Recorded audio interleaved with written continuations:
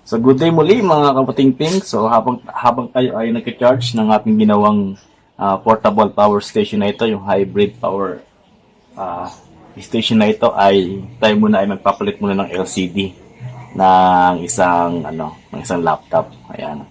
So ito yung laptop. So shout out kay Ma'am Irene. Ayan, sa bye-bye.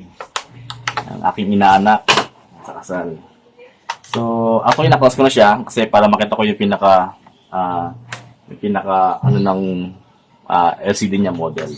So, ito ay sira. Ay no, kung makita niyo sa liwanag. Ayan o. Itong kanya ito. Ayan. So, sira siya. Ayan. Ayan o, may itim siya dito. Saka wala siyang display. Ang meron lang siya ay maguhit. And dito ay black na dito. So, and guys, magpapalit tayo ng LCD ng laptop na ito. Ito ay Asus VivoMax. Ayan, Asus VivoMax.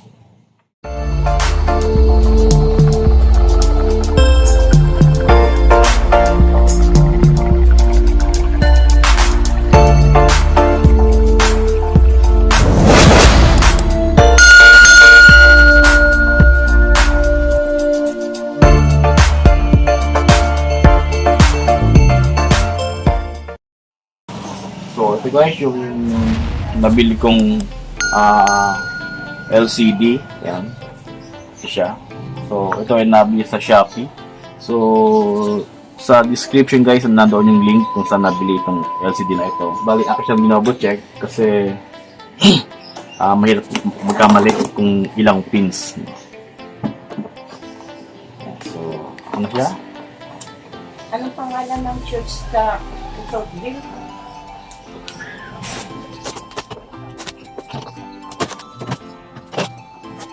Okay guys, kasi pangalan ng Asus VivoMax. 50 inches. Ayan. So guys, ayun o.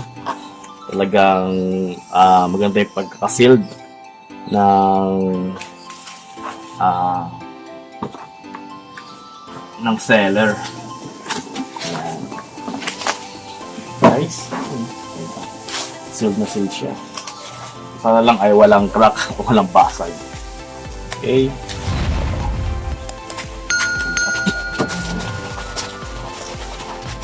Kaya natin magawa ang point ng mga kasama natin.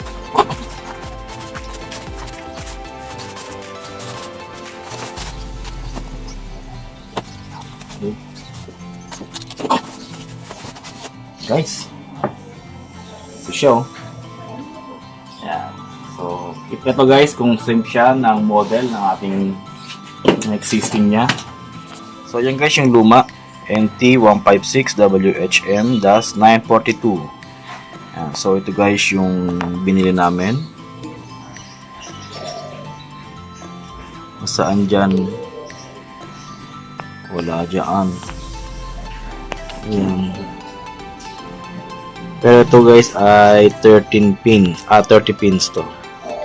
Pero kasi may model kami na pinagbasihan. Ito yung aming pinagbasihan doon sa name ng sa name ng store. Yeah, so pareho siya, then 30 pins. So dito, wala tayong makita dito ayun, 156WH. Itong walang IB. Pero, tignan, kung okay siya, 30 pins to. Okay, sa ating ikabit. Yan. Atin ang ikabit siya.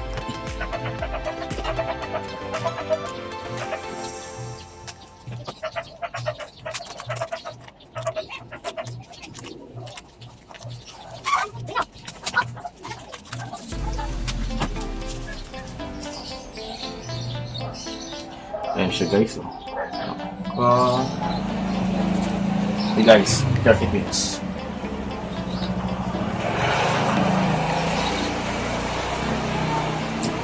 Okay. Sok naman sa kanyang pinaka mga screw. Okay. Same guys, same.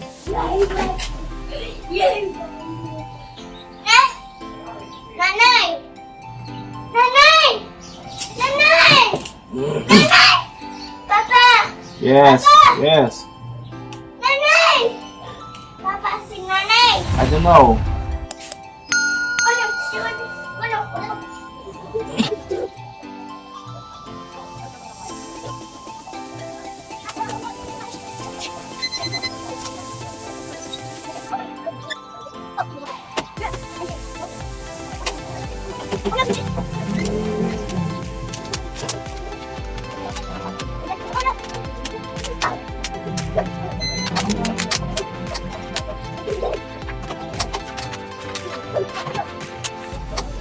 Guys,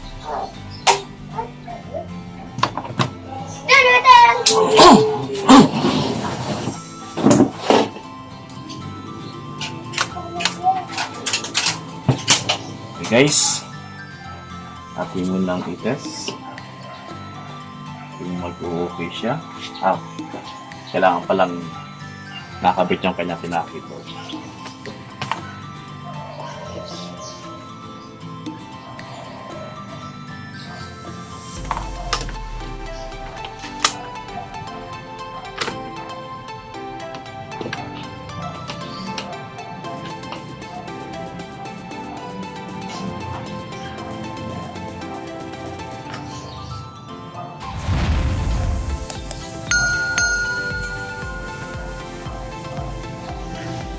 Asus.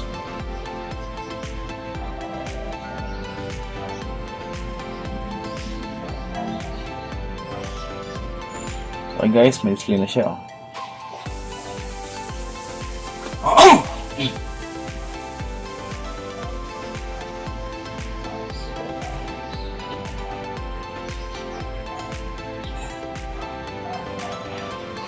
Okay.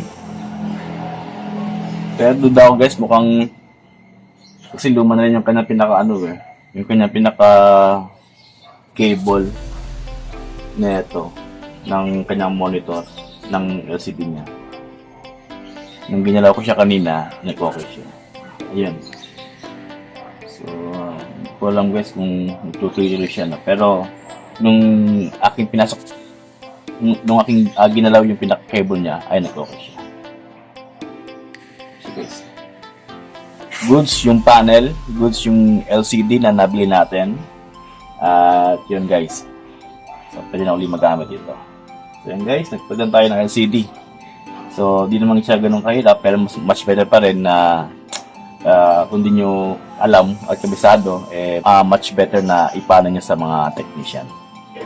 So, kung nagustuhan guys yung ating video ngayon, I kindly like, share, and subscribe para sa mga bagong videos and updates sa ating channel na ito. Okay guys, God bless mga kapatid.